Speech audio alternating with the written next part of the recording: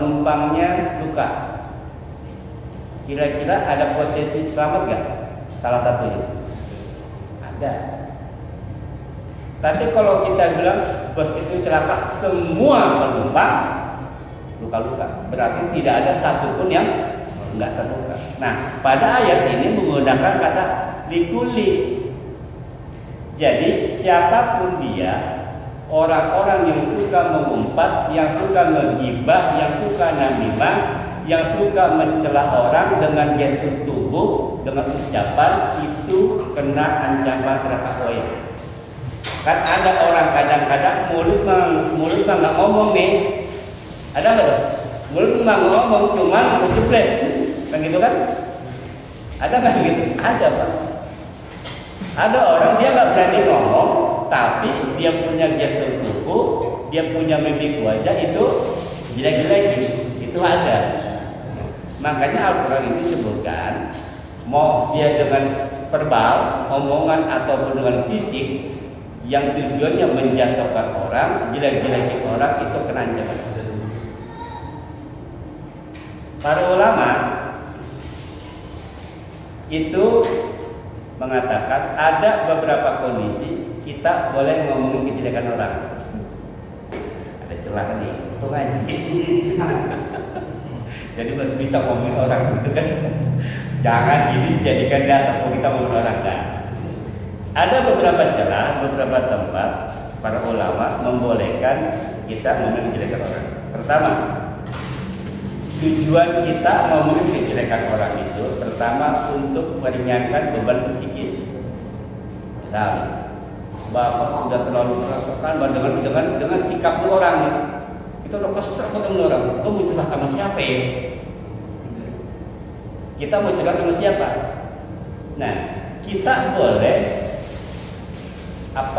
membicarakan keburukan orang hanya untuk meringankan, dengan catatan pertama tidak berlebihan dalam menceritakan, apalagi sampai memfitnah. Yang kedua, kita harus bercerita kepada orang yang benar-benar kita percaya itu nggak bakal bocor. Paham ya? Karena kan kita punya beban apa nih? Kita kesel sama orang itu kan. Ya mohon maaf ya, kadang sama adik kita sendiri, kadang sama anak kita, kadang sama istri, kadang sama orang tua kan suka gitu kan. Kadang sama teman kantor, ini nggak ngumpet lah. Aduh. Boleh nggak cerita?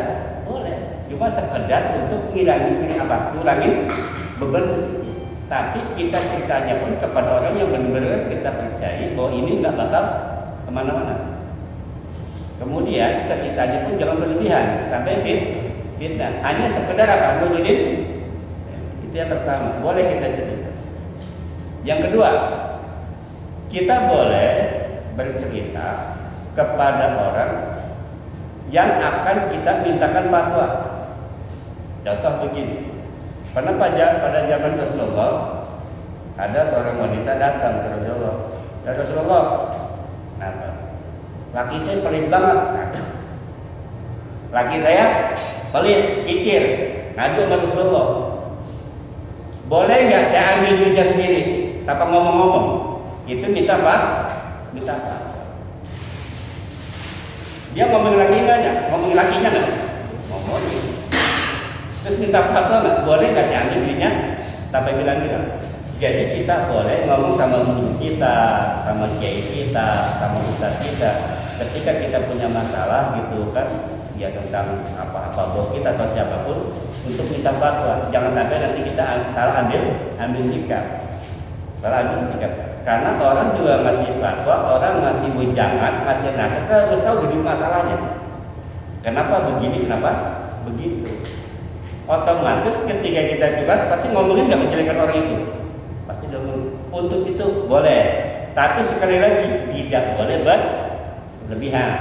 Apalagi sampai memfitnah orang kagak ngambil dibilang ngambil. Untuk supaya apa? Supaya timbul simpati orang kepada kita. Itu nggak boleh. Itu nggak boleh. Itu yang kedua.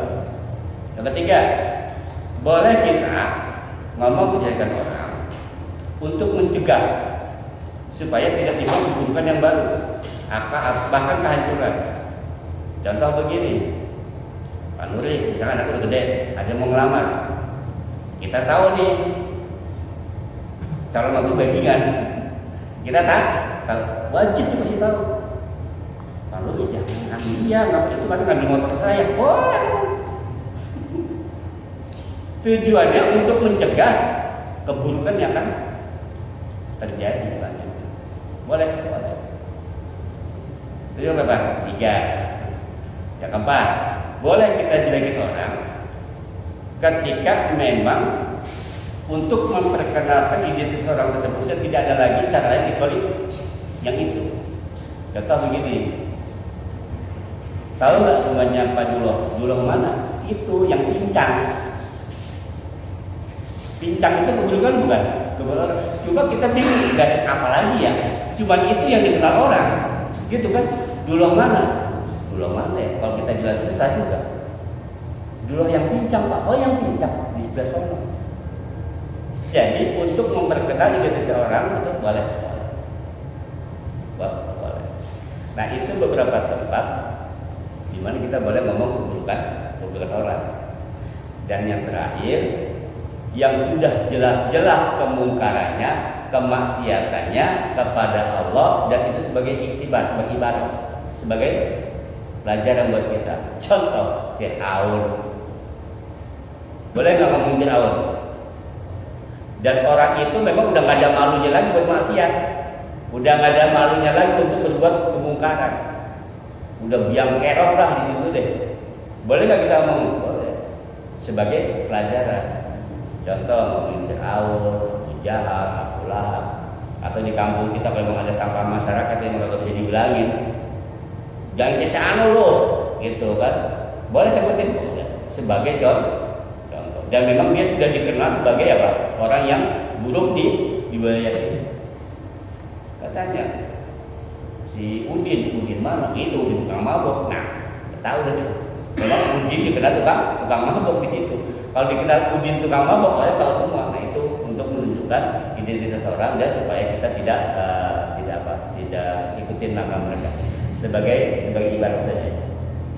Teman-teman sekalian, jadi pada ayat yang pertama ini Allah mengancam orang-orang yang suka mengumpat, yang suka jelek-jelekin orang, yang suka merendahkan orang, yang suka menggibah. Gibah itu ngomongin orang di belakang. Asal kata gaib itu kan gak ada. Jadi gibah itu ngomongin di belakang. Kalau di depan bukan gibah, namanya ngajakin berantem. Benar gak Pak? Bapak yuk. Kalau di belakang namanya gibah, kalau di depan ngajakin berantem. Benar di depan sekalian kan gitu kan. Kelar urusan hari kan. Nah itu gibah di belakang. Yang namanya gibah itu tapi benar, iya justru karena benar lah namanya gibah. Kalau nggak benar namanya fitnah. Gitu. Kalau ngomongin keburukan orang cuma 2 kemungkinan. Kalau benar jadi gibah, kalau salah jadi fitnah. Nggak ada benar ya sama sekali. Nggak ada benarnya. Makanya usahakan jangan berhubung gibahnya pakai baju koko, pakai jilbab, gibah syar'i tetap aja baul. WhatsApp kalau di gibah syar'i ini nggak bakal kita dikajian ngomonginnya. Nah makanya jangan sembarang di kajian itu kiai-kiai ustaz-ustaz, habib-habib yang pada ceramah suka mengumpat-umpat orang, bilang-bilangin orang, bahkan kuat bahasa-bahasa binatang. Saya cuma bisa istighfar doa ya Allah ya kan. Apa nggak ada bahasa lain? Kalau harus sampai caci maki, Rasulullah pernah nggak nyontek begitu? Sesungguhnya aku itu diutus bukan ta'anan, bukan sebagai orang yang melangkah, tapi sebagai orang yang penuh kasih sayang. Ya sebisa mungkin kalau bisa menggunakan bahasa halus. Kalaupun kita tahu memang orang itu yang kita tuju, ya nggak usah disebutin nama, bilang aja siapa, seoknum, kan gitu. Kalau dia marah kan, kesindir bang, gitu doang kita ngomong. Maka saya kagak nyebutin nama. Kalau saya nyebutin nama kena pasal, kan gitu. Kalau nggak nyebutin nama kena pasal nggak? Ya, tujuan kita ngomongin keburukan itu supaya kita nggak ikut-ikut. Nah, jadi apapun bentuknya itu kita. Ya, kayak acara-acara TV nih. Ya kan gosip. Sekarang gosip bukan kita acara TV Pak. Kalau nggak ada gosip nggak seru. Gitu.